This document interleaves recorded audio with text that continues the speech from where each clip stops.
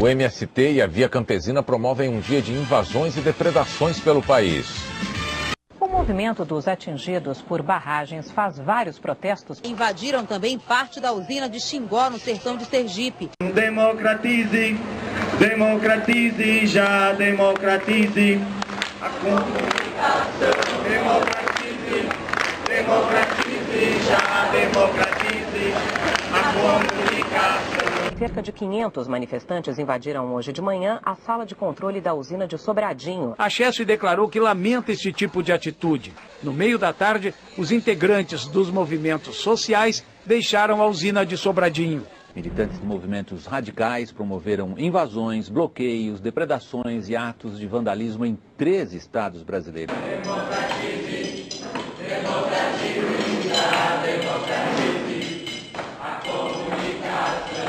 Democratize, democratize, já democratize a comunicação. Já cansou. Perde um apoio essencial, que é o da opinião pública. O agronegócio, as grandes lavouras, a mecanização e a informática no campo trouxeram a riqueza do país, o superávit comercial, o equilíbrio do balanço de pagamentos, o pagamento da dívida externa.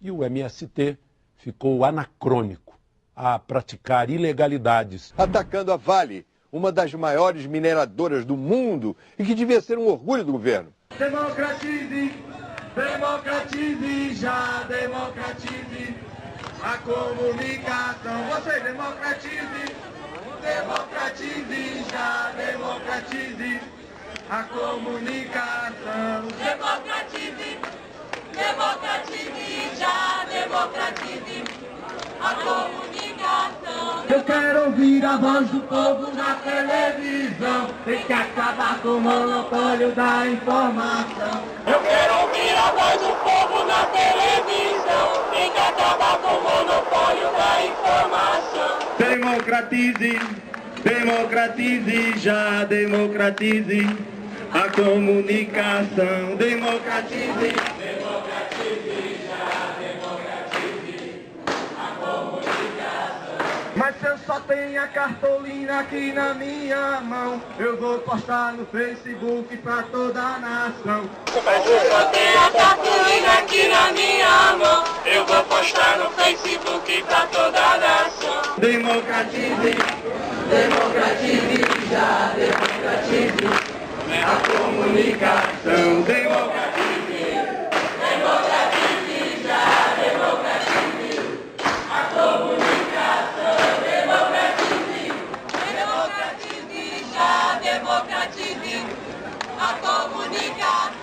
Democratizemos a mídia, socializemos a informação. Democratizemos a mídia, socializemos a informação. Democratize, democratize, já democratize a comunicação. Democratize, democratize, já democratize a comunicação. Democratize, democratize, já democratize a comunicação. Democratize, já democratize a comunicação. Democratize, democratize, já democratize a comunicação. Eu quero ouvir a voz do povo na televisão. Tem que acabar com o monopólio da informação. Eu quero ouvir a voz do povo na televisão. Tem que acabar com o monopólio da informação. Mas eu só tenho a cartolina aqui na minha mão. Tem que acabar com o monopólio da informação. Olá, eu sou Daniel Mittelbach e com este vídeo do movimento dos atingidos por barragens está começando mais um Repercute Paraná. Nos últimos dias 25 a 27 de abril, foi realizado na cidade de Guararema, em São Paulo, a plenária do Fórum Nacional pela Democratização da Comunicação, o FNDC. Mas o que é o FNDC? Quem ele representa? Quais são os seus objetivos?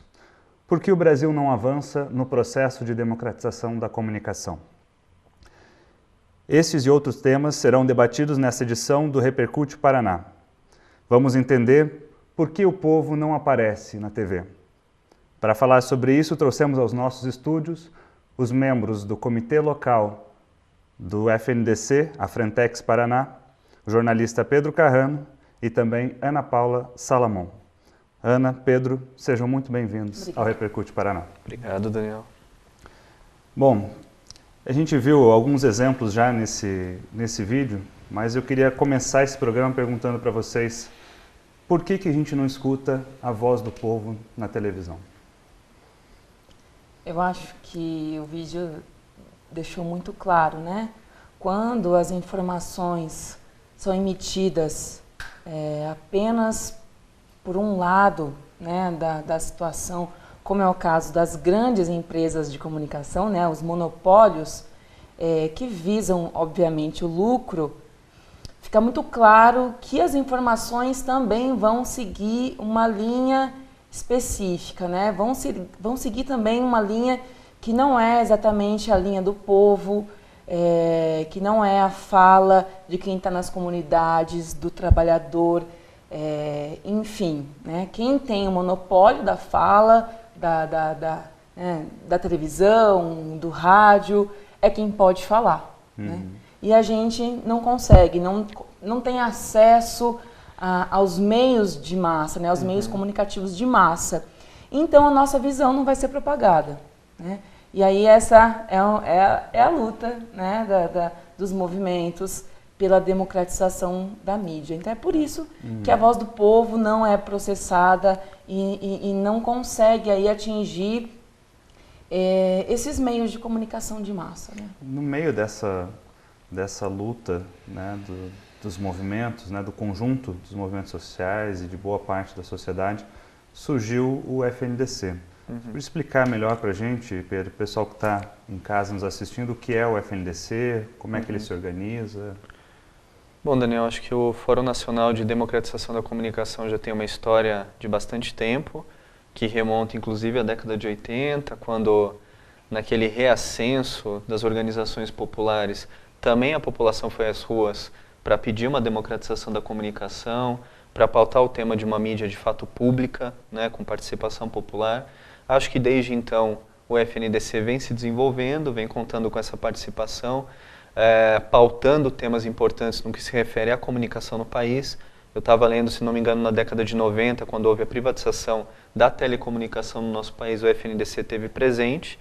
Isso vai se desenvolvendo, cada estado também foi desenvolvendo as suas experiências de organização em torno da bandeira da comunicação, né, até o momento em que, dado o fato também de que nas manifestações que ocorreram, quer dizer, nesse processo atual do país, a democratização da comunicação vai ficando cada vez mais necessária, o fórum também passa a ganhar mais força, mais presença das entidades, o movimento social e sindical, como é o caso da própria CUT, coloca um grande peso hoje e participação no fórum, né, tá na executiva nacional, tem construído, tem puxado campanhas. Então isso tudo vai fazendo com que o FNDC, de um espaço sempre importante de articulação, mas também vai sendo, talvez, eu acredito que talvez não, acredito que sim, a principal referência hoje de organização para quem quer pautar um outro projeto alternativo da comunicação, né? Quem quer discutir o marco regulatório, quem quer discutir uma outra mídia pública. Então o FNDC seria esse espaço central que daí abriga diversas entidades, diversos movimentos sociais, rádios comunitárias, mídia livristas, jornalistas e comunicadores que querem fazer esse debate estrutural sobre a comunicação. Bom, o FNDC ele é um fórum, né, uma organização aí com, como você colocou, Pedro, já com mais de 20 anos de idade, né, muito bem consolidado. Eu acho que a gente podia elencar, talvez, Ana, né, nesse último período, pelo menos 10 últimos anos, algumas grandes ações, né? A gente sabe que houve uma grande movimentação já lá em 2005, por exemplo, na época quando foi regulado a questão da publicidade na TV, né, do que é que pode ir, a questão da regulação dos horários, das faixas etárias e tal. Mais recente tivemos toda a questão da construção da Conferência Nacional da Comunicação, né, um trabalho de organização nos estados, né, muito pautado também por esses coletivos que defendem a democratização, até chegarmos a essa proposta de um novo marco regulatório e, mais recente, a uma campanha, né, de um projeto de lei de iniciativa popular. Você pode fazer, então, esse resgate para a gente? Quais foram essas ações nos últimos anos? Eu acho que após a Confecom, que foi a conferência das comunicações, né, e na verdade a cada pequena vitória, né, ela é muito grande, né, no caso da Confecom, naquele momento foi uma grande vitória para o movimento conseguir uma conferência que debatesse comunicação, né? E aí o FNDC, como você colocou, foi muito central.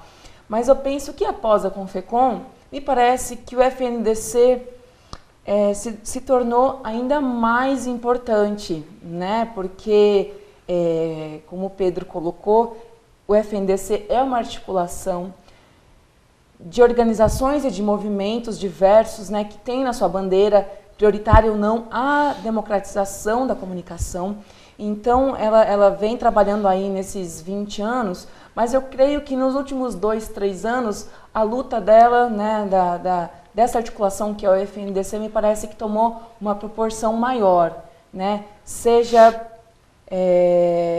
pela retomada de fôlego que aconteceu nessa articulação das organizações, né, enfim. E acontece que depois da Confecom, essa mudança interna do fórum gerou uma grande visibilidade para as pautas da democratização da comunicação. Parece que a gente conseguiu mais ir para a luta, conseguiu se articular e dialogar melhor. O fórum, né, ele na verdade ele é formado por várias organizações e me parece que ele também se democratiza mais a partir do momento que ele pauta os estados, para que os estados formem seus comitês locais. Antigamente, isso já acontecia. O fórum já era formado por comitês locais e regionais, né? Mas aí, no último ano, o FNDC puxou mais isso. Então, o que acontece é que mais estados, mais organizações se viram na possibilidade de integrar uma articulação nacional. E isso anima a gente, né? A gente não, por exemplo, nós aqui da Frentex, né, nós estamos lutando aqui em Curitiba, no Paraná, isso é uma coisa. E quando a gente vê que a gente tem uma possibilidade real de dialogar com organizações do Pernambuco, de São Paulo, do Rio Grande do Sul, isso anima a gente, né? Então, uma questão legal aí do Fórum Nacional foi ter, então, pautado novamente a formulação dos comitês locais. Num contexto, né, Ana, até me atravessando um pouco, voltando aqui ao vídeo, né, que foi um vídeo realizado num ato de manifestação em frente à Globo, em São Paulo, né? No ano passado, em meados de junho, quando houve essa grande insatisfação, e acho que isso ficou claro, né? Quando a juventude foi às ruas e não conseguia se ver o que estava acontecendo nas ruas, retratado da forma minimamente ampla nesses meios de comunicação que estão concentrados, né? Então o FNDC hoje está num contexto em que há uma insatisfação em relação ao nosso sistema de comunicação, como ele é organizado hoje, em que a juventude organizada tem feito ações em torno do tema, né? Então, ano passado, o Levante, o Intervozes, os movimentos sociais têm feito lutas em torno disso, e o fórum, então, fica ganhando referência por ter um programa, por ter um debate, por ter organizações que estão construindo, né? Num cenário que já é diferente, né? Então, isso é interessante. O fórum já está num outro momento, porque está acontecendo tudo isso e, de repente, se viu no centro de uma pauta muito importante, né? Que é a democratização da comunicação, né? Isso tá ficando gritante, está ficando incômodo, né? Como a gente viu no vídeo ali no começo. Né? Nesse momento, Pedro, em que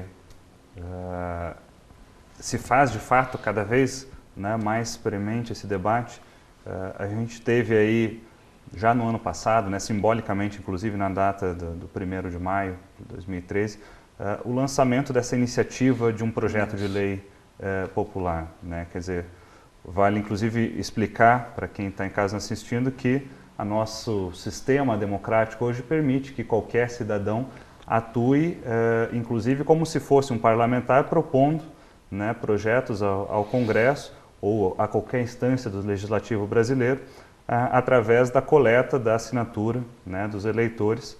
E neste caso específico, né, a meta desse projeto é colher 1,5 milhão de assinaturas para que ele possa ser apresentado ao Congresso. O que representou, Pedro, essa iniciativa do projeto e como é que isso está caminhando nesse último ano?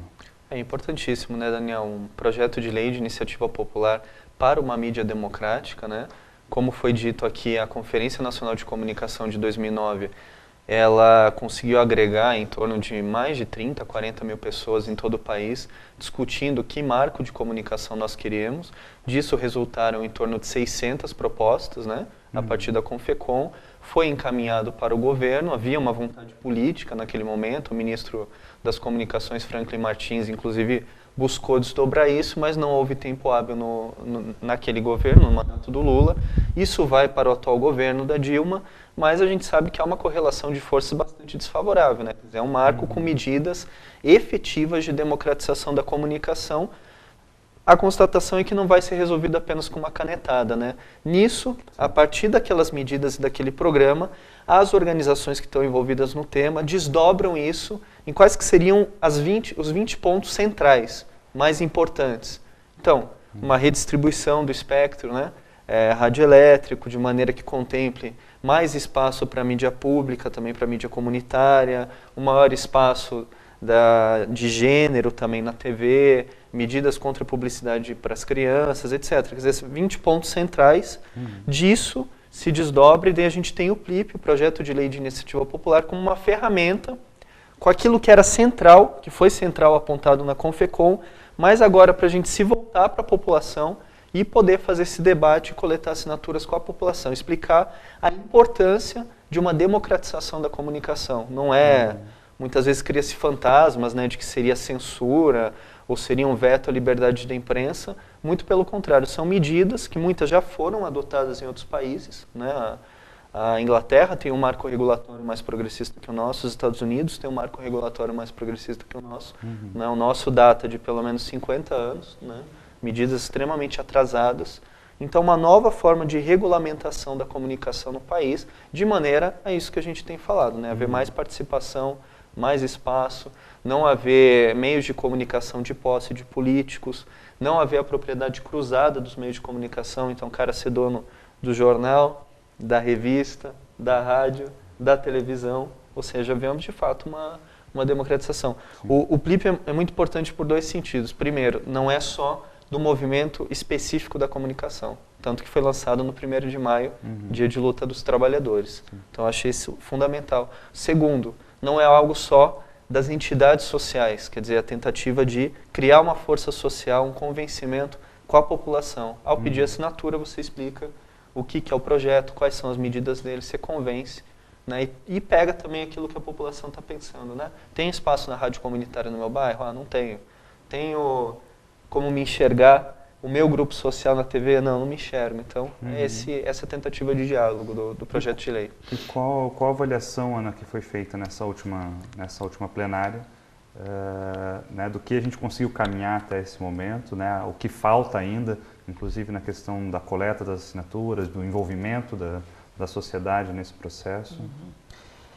Eu acho que aconteceu uma avaliação positiva em relação a esse projeto de lei de iniciativa popular, né, por uma mídia democrática. Foi uma avaliação positiva no sentido de perceber que o projeto de lei, né, foi foi muito estratégico para a gente conseguir levar esse debate para a população. O que acontece é que, o Pedro pontuou isso, né?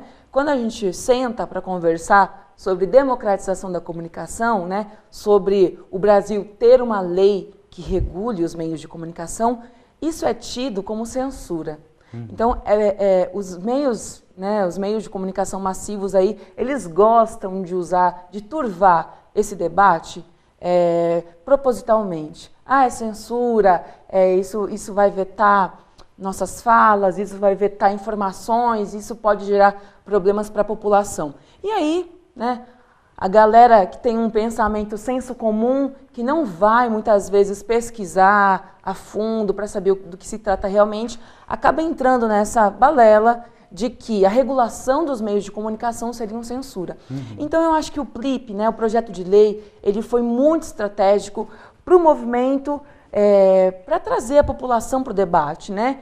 conseguir conversar aí com a juventude, conversar com as camadas trabalhadoras e levar esse debate, conseguir desmistificar quais são os pontos que existem dentro do projeto de lei que seriam, obviamente, muito favoráveis para a população em geral alcançar, de fato, uma democracia, né? O que aconteceu no ano passado é que a gente conseguiu mobilizar, levar o debate, coletar assinaturas, né? Porque além de levar para a rua, fazer aulas públicas, estar em espaços de debate, a gente também precisou coletar assinatura, porque esse foi um projeto de iniciativa popular, né? E ele precisa, né, como você falou, de um número X de assinaturas, que não é um número pequeno, né? Mais de 1 milhão de assinaturas. Então tem que ser feita uma grande mobilização. Então a gente fez uma grande força-tarefa para coletar essas assinaturas. Montamos uma página que quem tiver em casa quiser saber mais pode acessar, a página da campanha, que é paraexpressaradliberdade.org.br. Lá você baixa todos os materiais de comunicação, divulgação, as informações sobre a campanha e encontra também as listas, né? Quem quiser participar e colaborar. Então a gente conseguiu dar um gás nessa campanha e no final do ano um pouco acabou arrefecendo, né, por causa de outras pautas, e agora a gente teve aí a nossa conquista do Marco Civil da Internet, e a avaliação que a gente faz é que, por se tratar de um ano de eleição, né, eleições presidenciais, principalmente, e dos deputados e senadores também, é importantíssimo que a gente resgate essa pauta, né, inclusive chegando junto aos candidatos, e dialogando mais de perto, né? E aí, candidato, como é que você vê esse projeto de lei? Isso vai entrar na sua pauta ou não? Né? Exatamente. Então, isso é estratégico para a gente nesse momento de retomar essa pauta, né? Claro. Do PLIP, né? Do projeto de lei de iniciativa popular por uma mídia democrática, chegar junto aos candidatos, apresentar esse projeto, né? Enfim, claro. Tomar gás e continuar coletando as assinaturas, o que a gente tem que fazer de muito certo, né? E aí o Pedro pode falar um pouco mais, que é trazer a pauta junto com o plebiscito popular. A gente vai fazer agora um pequeno intervalo, daí na volta a gente retoma essa questão, principalmente para falar não só disso, mas da organização desse espaço aqui no estado do Paraná, né? Quais são as ações, como é que a gente vem desenvolvendo essas questões também. Repercute, vai para o intervalo e voltamos já.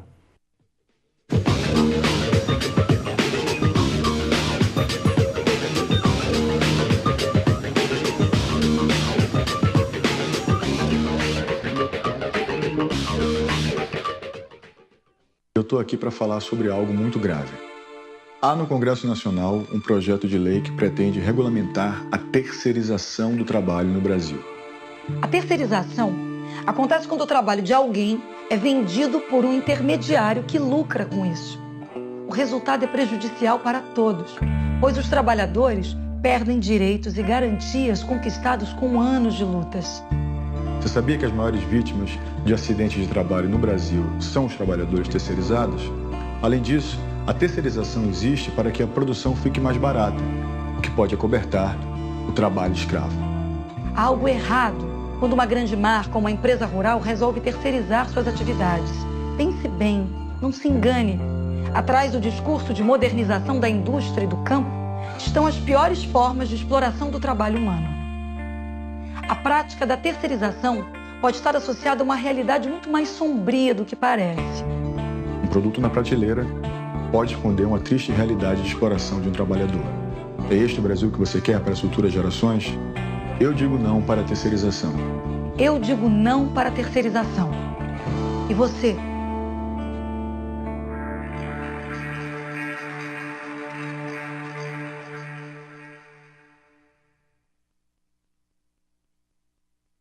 De mim, Cristina.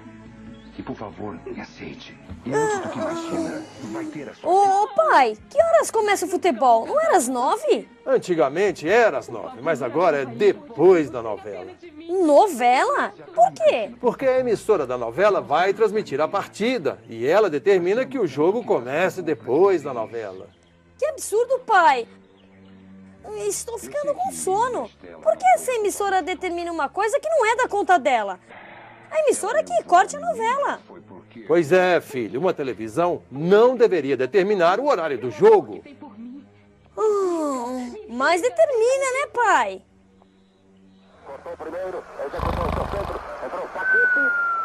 A concessão de canal de televisão é pública. Uma emissora de TV deveria servir ao interesse de todos e não o contrário. Por isso quero falar também.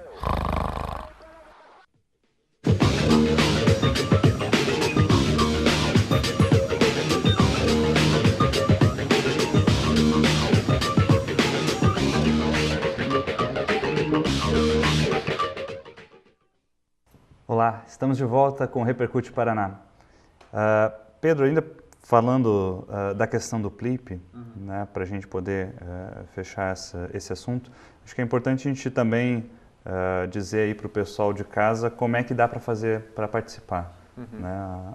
A Ana já citou o site da campanha, né? Acho importante a gente bota de novo aí para o pessoal dar uma olhada na tela, mas as pessoas saberem como é que elas podem ajudar nesse processo de coleta de assinatura, né? Aonde pega, para quem manda, enfim. Olha, aqui no Paraná é um centro que a gente tem recebido as assinaturas, né, Daniel? A partir da escolha da pessoa, se quer baixar a lista de assinaturas pela internet, ou se quer buscar com a gente também, organizar na sua associação de moradores, no seu bairro, no seu sindicato. Eu acho que é organizar isso, buscar essa coleta de assinaturas. O Sindicato de Jornalistas do Paraná tem sido uma referência para levar esses abaixo-assinados, né? A gente está concentrando e disso sempre enviando para a Secretaria Nacional. O Sindicato de Jornalistas fica na Rua José Loureiro, 211, ali em frente à Praça Carlos Gomes. É um local de referência onde a gente tem recebido as assinaturas do Estado, né? Aproveitando que o local é ali, eu queria dar uma palhinha. Além de tudo que a gente falou do PLIP, a importância dele também está para os profissionais da comunicação, né? Eu sou do Sindicato de Jornalistas e tentar romper um pouco esse discurso, né, de que talvez fosse um atentado à liberdade de imprensa. A gente tem dito que é o contrário, né?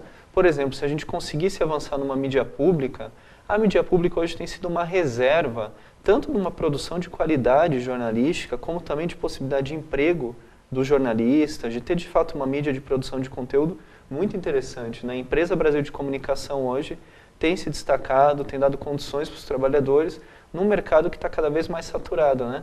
Então, além do benefício para a sociedade, além da participação no bairro, de maior espaço para a mídia do sindicato, do movimento negro, das mulheres, da população no geral, também para os jornalistas, a gente tem trabalhado no sindicato, que é uma medida de extrema importância, para equilibrar o espectro que hoje joga a favor do privado. Então, muito espaço, muito incentivo, muito dinheiro para a mídia privada, equilibrar de maneira que haja uma mídia estatal mais equilibrada e uma mídia pública, que a gente acredita que é aquela mídia que a população pode incidir, também com mais espaço, né? Hoje, esses espaços são muito pequenos, há muita perseguição contra rádios comunitárias, há muito pouco espaço ainda na mídia pública, a gente tem que conquistar mais espaço. Então, é esse um pouco o debate que a gente tem feito. Na organização, é horizontal que a gente quer. A pessoa que está lá no Tatuquara, lá no seu CIMEI, se está interessada no debate, imprime a ficha, né, do abaixo-assinado ou pede para a gente no comitê, organiza um grupo, a gente pode ir lá também fazer o debate, como a gente está fazendo aqui hoje nesse programa, né, organizar aulas públicas na região, ir na escola, falar com os estudantes, produzir materiais também. Então, um pouco a ideia é essa, né? Legal. Eu queria, inclusive, puxar dessa questão um pouco mais dessa atuação local, né? Inclusive que o nosso próprio comitê local aqui, a Frentex, tem puxado, né? Eu acho que é importante também ressaltar um pouco dessa história, né, para as pessoas que não a conhecem, né? A Frentex, ela não é uma iniciativa nova, ela já vem pelo menos desde a conferência de comunicação para cá, né? Antes a gente tinha o comitê pró-conferência, né? Depois esse coletivo, né, organizado através da Frentex, e mais recentemente a transformação da Frentex num comitê local do FNDC. Então eu vou, inclusive, pedir para o pessoal da produção ir colocando as fotos já na tela, né? Nós tivemos um ato também muito marcante puxado pela Frentex, por exemplo, que foi a aula pública feita na Boca Maldita em 2012, na época que a gente estava comemorando os 50 anos do Código Brasileiro de Telecomunicações. Né? Então, assim, Queria que você falasse mais, Ana, para a gente quais, né, têm sido essas ações, como é que a Frentex vem se organizando aqui no Estado. Bom, a gente sempre que a gente consegue, a gente se encontra, né? Porque afinal de contas somos movimento social, né? Então a gente divide bastante as nossas pautas, né? Entre os nossos empregos, os nossos trabalhos e a militância. Então o que a gente tem feito geralmente participamos de debates quando somos convidados, né? Por exemplo, semana que vem, a Ednúbia, que é do Cefúria, e nós vamos participar da Semana da Resistência na Universidade Estadual de Ponta Grossa, na UEPG.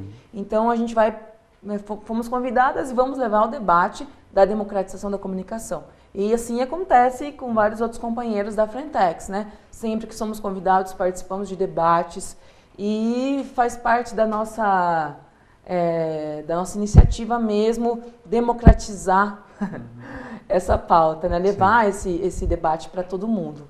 Além disso, no ano passado a gente realizou também, você falou dessa manifestação em 2012, mas ano passado a gente também realizou uma aula pública que foi maravilhosa na Boca Maldita, centro de Curitiba, né? Então foi maravilhoso ocupar o espaço, né? Ali na casinha da PM, né? A gente conseguiu projetar vídeo, se formou uma grande roda, fizemos debate, explanação, inclusive sobre todas essas questões do projeto de lei, também sobre banda larga, e juntou muita gente, a gente ficou felicíssimo com isso, aproveitamos para coletar assinaturas e a gente está pensando em novas aulas públicas com outras temáticas. E uma das questões também que a gente pensa bastante aí para os próximos meses, para os próximos períodos, é a questão do diálogo com os candidatos, né? Os candidatos a deputado, apresentar o PLIP e levar para eles o compromisso deles com a pauta das comunicações, né? A comunicação hoje, né, Daniel, ela atravessa a vida das pessoas, né? Não é só um acessório, não é mais uma ferramenta. Ela forma todas as nossas opiniões, os nossos sentimentos. É quase um educador hoje muito mais poderoso, talvez, do que a escola, do que a igreja, etc., né? Então, para a gente também não é difícil, quando estoura um tema, conseguir trazer ele e discutir ele com as pessoas. Acho que a aula pública do ano passado foi isso, né? Ela também estava muito no contexto das denúncias internacionais que o Edward Snowden fez sobre a espionagem por parte do governo dos Estados Unidos, uma série de governos e empresas, etc. Esse é um tema que toca a gente, né? Depois a Ana pode falar um pouco até do Marco Civil da Internet, quer dizer, a neutralidade da rede, o acesso à informação, a privacidade de informação. Então, acho que o interessante é isso, né? A gente ainda está no momento em que nem todo mundo está indo para a rua para pedir comunicação, como a gente pede saúde, pede educação, etc. Ao mesmo tempo, qualquer tema político hoje está muito próximo da comunicação, né? Ou passa pela comunicação. O que é uma greve hoje sem comunicação? Não acontece, né?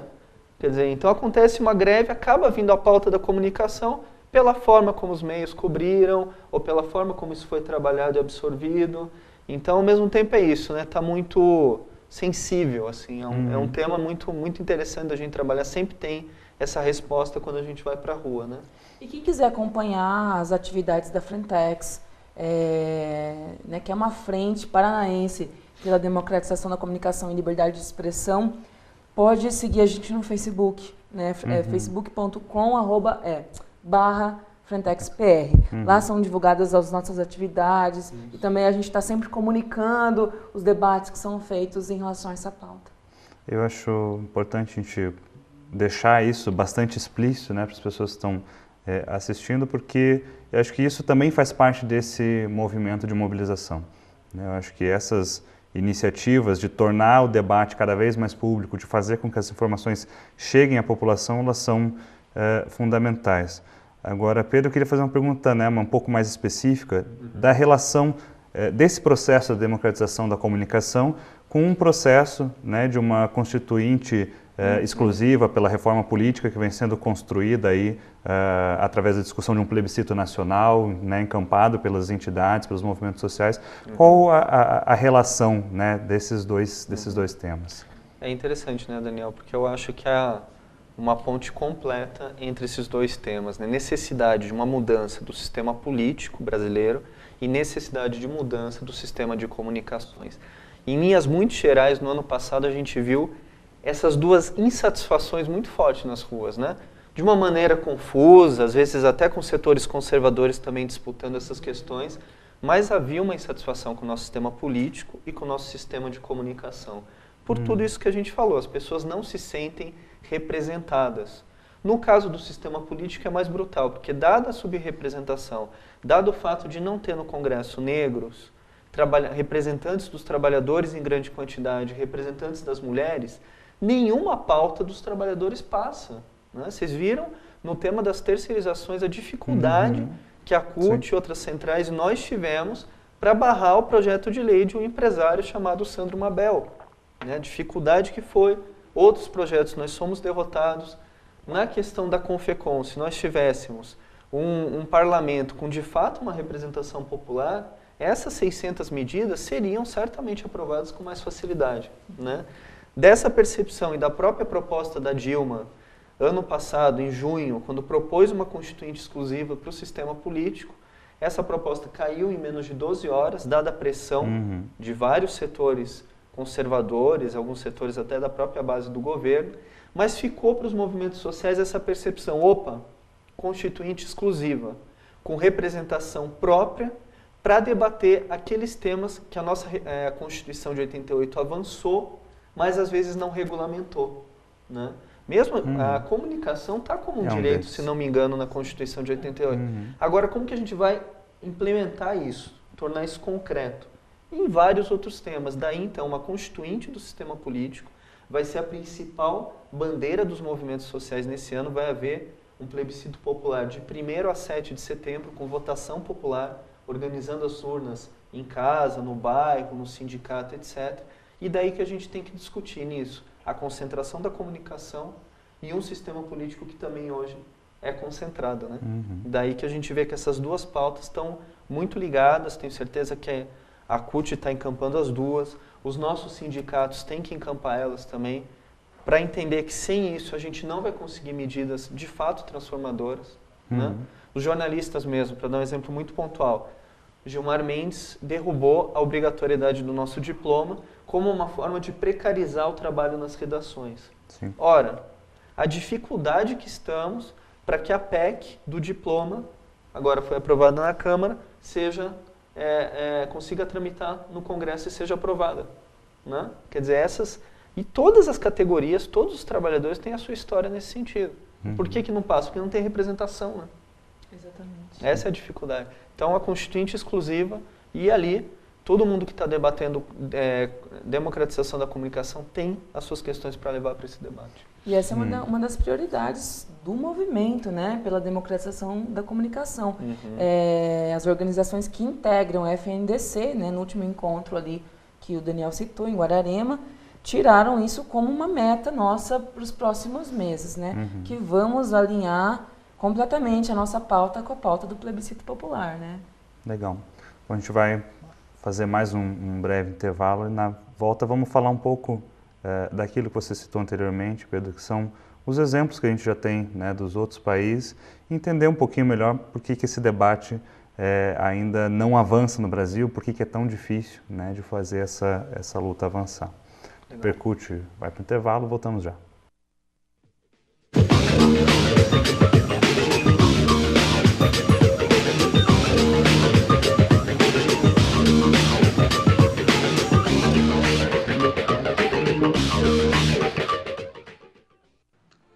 Olá, eu sou Osmar Prado e estou aqui para falar sobre algo muito grave. No Congresso Nacional, um projeto de lei pretende regulamentar a terceirização do trabalho no Brasil. Imagine a escola dos seus filhos sem professores, hospitais sem médicos e enfermeiros, uma construtora sem operários. Todos substituídos por profissionais com menos direitos e garantias. A terceirização se dá quando o trabalho de alguém é vendido por um intermediário que lucra com isso. O projeto pretende autorizar essa prática de forma generalizada. O resultado será prejudicial a todos os brasileiros, pois os trabalhadores perderão direitos e garantias conquistados com anos de lutas. A proposta traz benefícios apenas para os empresários que usarão a mão de obra com custo baixo. Basta lembrar que os maiores índices de acidentes de trabalho que hoje ocorrem no Brasil atingem os trabalhadores terceirizados. Caso ocorra a aprovação desse projeto, teremos redução dos atuais salários e empresas sem empregados. Pois todos serão terceirizados. A terceirização existe para que a produção fique mais barata. O que pode acobertar o trabalho escravo no Brasil. Não podemos permitir que poucos ganhem com o trabalho de milhões. Esse é o Brasil que você quer para as futuras gerações? Eu digo não. Eu digo não. Eu digo não. Não para a terceirização do trabalho. E você?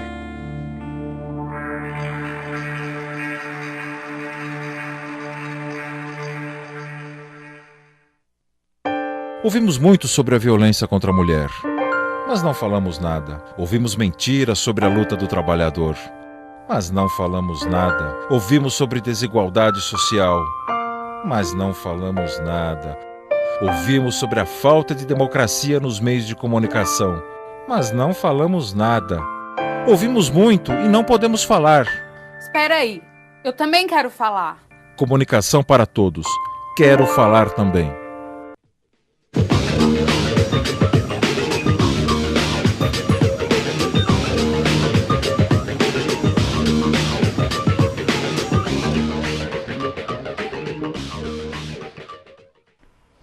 Olá, estamos de volta com o último bloco do Repercute Paraná, discutindo hoje o tema da democratização da comunicação.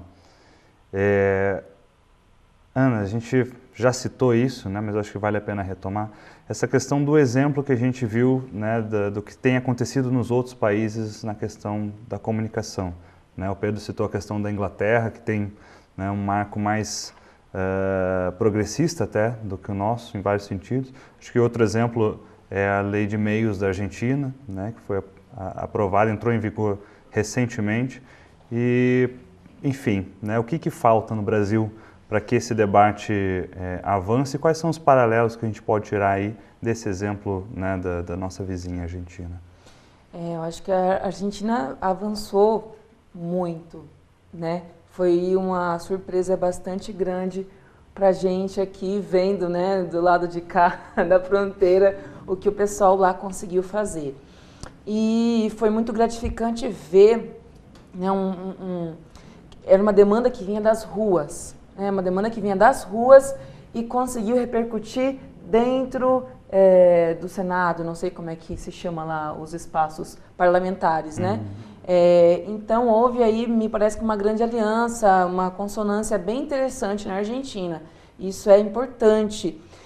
Por quê? Porque foi contra, uma corrente contra um dos principais veículos,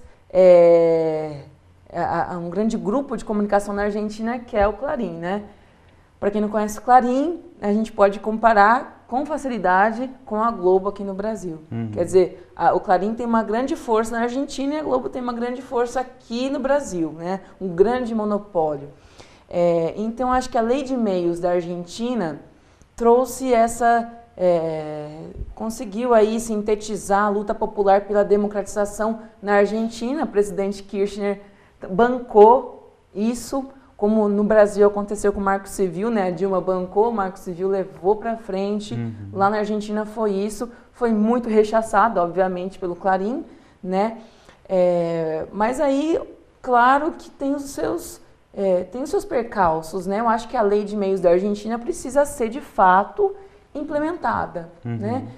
No encontro que tivemos em Guararema, né, na plenária nacional do FNDC, com as outras organizações do Brasil todo, a gente recebeu uma militante argentina que faz parte da Farco. A Farco é uma frente de rádios comunitárias argentinas. E foi muito especial o encontro com ela, porque ela pôde contar para a gente que, claro, a Lei de Meios foi um grande avanço na Argentina, mas, por exemplo, para as rádios comunitárias, falta muito para avançar, né? Na questão porque as rádios comunitárias ainda são muito precarizadas, são criminalizadas lá também. Então, o que as rádios comunitárias percebem é que bom, houve, né, a implementação da Lei de Meios, mas as rádios comunitárias argentinas continuam num submundo, né? Elas também precisam ser vistas. E aí, quando a gente fala de comunicação comunitária, isso é uma coisa central no Brasil, né? Aqui no Brasil, a comunicação comunitária, e a gente pode pensar nas rádios comunitárias, que é bastante emblemático, são muito criminalizadas, né? De um modo completamente desigual. Então, eu acho que se a gente for olhar para a nossa vizinha Argentina, para a lei de meios, acho que a comunicação pública e comunitária deve ser uma das nossas pautas centrais para a gente trabalhar aqui no Brasil, ao pé que a gente consiga implementar um marco regulatório. A gente não pode relegar de jeito nenhum a comunicação comunitária. Né? E que outros exemplos também, Pedro, a gente pode listar, né, nesse sentido, olhando até para fora do Brasil, por exemplo, o processo que o Uruguai vem vivendo nesse sentido. Né, outra importante citação talvez seja até a própria na Inglaterra, já que você mencionou, a questão, né, da BBC, né, que é um canal público, né, gerenciado pelo Estado, né, ou seja, ele é controlado, ele tem toda a sua programação feita e regulada pelo próprio Estado na Inglaterra. As pessoas muitas vezes assistem, inclusive aqui no Brasil, e não sabem, né, acham que não. Canal privado, igual a gente e tudo mais. Então, quais são, né, o que esses exemplos trazem para a gente? Muito legal, né, Daniel, desconstruir algumas ideias. A primeira, né, a ideia de regulação como algo perigoso. Bom, existe uma regulação no Brasil e ela é conservadora, né? Acho que essa é a primeira constatação para quem acha que não existe ou não deve haver regulação nenhuma. Ela existe e é ruim. Nos países que você cita, né, há uma regulação minimamente democrática. Então, Inglaterra, Estados Unidos, uma série de países da Europa, em que a gente olha e vê, a nossa está inclusive aquém disso, né? E nos países onde há governos dispostos a enfrentar e fazer medidas democráticas, medidas populares, há uma percepção de uma comunicação que também ela é trabalhada na mídia como censura ou como ataque à imprensa, etc. Mas eu gosto muito do exemplo da Venezuela para inverter a lógica do que é dito e afirmar há uma comunicação extremamente democrática na Venezuela. Falo isso com colegas jornalistas, falo com quem quiser escutar. Na Venezuela há espaço para N jornais da oposição, inclusive publicarem editoriais propondo golpes ao governo, fosse do Chávez, fosse do Maduro, ou seja, como que não há espaço para oposição? Eu tive lá em 2006 editoriais muito reacionários, muito propositivos, inclusive de derrubar o governo. Então, já vamos olhando por aí, já assusta. Na perspectiva de uma construção de uma mídia comunitária, como a Ana falou, eu vi em Caracas centenas de cursos de comunicação popular nas periferias de Caracas, né? Caracas é dividida entre o centro, com shoppings, e o entorno de favelas. Há muita comunicação, muitos cursos, muitas rádios comunitárias, da percepção de que foi isso que impediu a tentativa de golpe da elite venezuelana em 2002. Então é um processo intenso de produção de conteúdo e, claro, um enfrentamento com aqueles grupos econômicos e empresariais que se recusam a seguir minimamente regras democráticas, a seguir regras que não se configurem monopólio. Então vale a pena a gente olhar com o coração aberto a experiência venezuelana para não reproduzir um discurso de que o que existe lá é ditadura, que o que existe aqui é liberdade, e inclusive comparar com outros marcos que são mais progressistas que o nosso, né? Acho que o exemplo da Venezuela é muito interessante. A gente está só escutando aqueles 15 segundos dizendo que o que tem lá é ditadura. Eu acho que há uma democracia e isso não interessa para muita gente, né? Outro exemplo muito rápido, Daniel, porque também é muito interessante e mostra o pensamento das nossas elites latino-americanas. Paraguai. Governo Lugo, antes do governo Lugo, que eu não estou fazendo um elogio ou nada aqui para ele, mas não havia uma TV sequer estatal no país, Daniel. Não havia. Ele instituiu uma TV pública, pelos relatos que a gente teve, com um jornalismo crítico e de qualidade. Essa, junto com a instituição da saúde pública, que também não havia no Paraguai, foi uma das razões que fez o judiciário e o Partido Colorado e Liberal derrubarem o governo. Então a gente está falando de uma elite que não quer sequer um espaço republicano de debate. É só olhar a realidade. Isso aconteceu em 1900 e nada. Não, isso aconteceu em 2012, o golpe de Estado no Paraguai.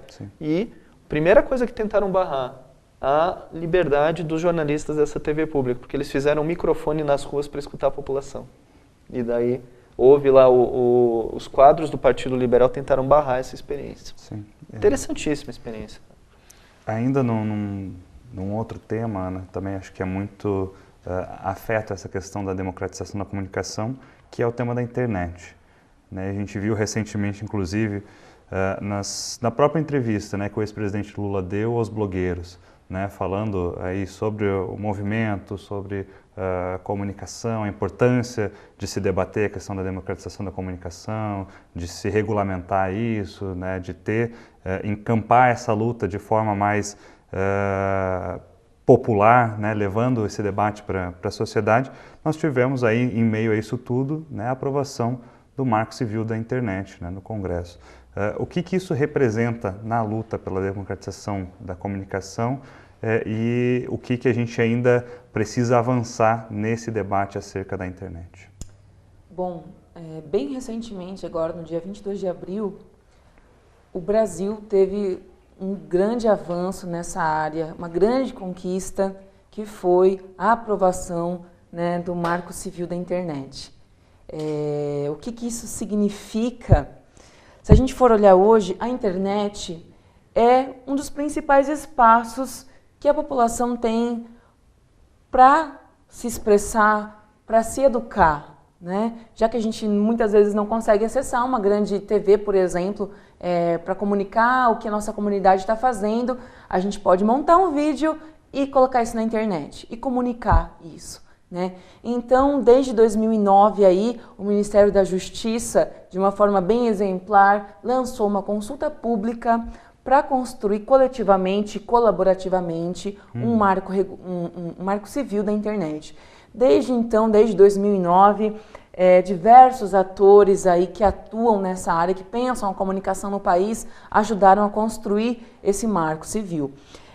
Acontece então que o Marco Civil foi para a Câmara dos Deputados, né, virou uma moeda de troca, passou por lobby, né, sofreu lobby aí. A gente correu muito risco de ter um Marco Civil que criminalizasse o internauta, né, como era a proposição deles, e ainda bem que isso não aconteceu. Então a gente conquistou um marco que vem para regular o uso da internet. Mas é um marco civil que olha para a gente como sujeito de direito.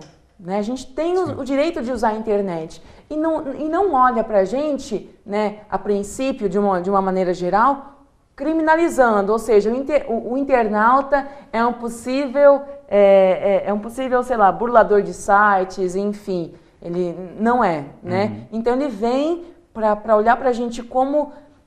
prevendo que a internet seja um direito de toda e qualquer pessoa, e ele prevê a universalização. Eu acho que isso é um grande avanço para a comunicação no país, porque eu não sei que outra lei, que outra regulação nesse país, em termos de comunicação, vem para dizer que todo mundo deve ter acesso, né? E nesse caso, a internet. É claro que aí o que a gente precisa, a partir de agora, né, a Dilma acho que já sancionou por causa da ArenaNet Mundial.